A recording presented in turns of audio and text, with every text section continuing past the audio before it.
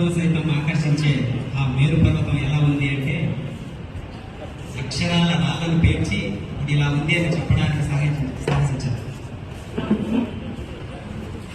సెలయేటి చిలుప చిలుప నీరు, సెలయేటి చిలుప చిలుప నీరు, పగలు గగనమణి తగ తగని కిరణముల మిగుల సెగలగై రవికాంత శిలాంతలంగులం తెగ తెగ నుడుకెత్తి జాలువార కరంగిన కర్ర జవాది కొలం కులం వెడి కలం కులం దేలి చెట్టువలు గట్టి చపల కవికుల చరిత తరుపతి కుసుమ విసర పరిమళ పరంపర భూషణై వాసితం వై భువభువం విశాలింప నలందుకొని రతిశ్రమం బుల పనయించు.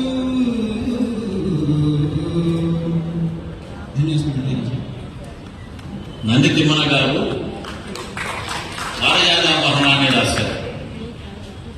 చాలా మంది అందులో సత్యభామ శ్రీకృష్ణుడు తన్నిందా లేదా అనే అంశం వరకు చదివి మానేస్తుంది.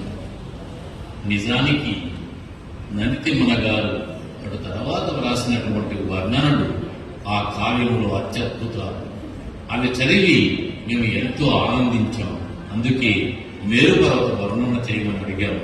అక్కడే ఇంకొక మరో అద్భుతమైనటువంటి వచనం కూడా మేరు పర్వతాన్ని గురించి నంది తిమ్మన గారు చేశారు.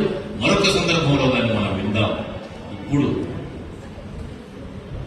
మహా శివకవిగా పేరు పొందినటువంటి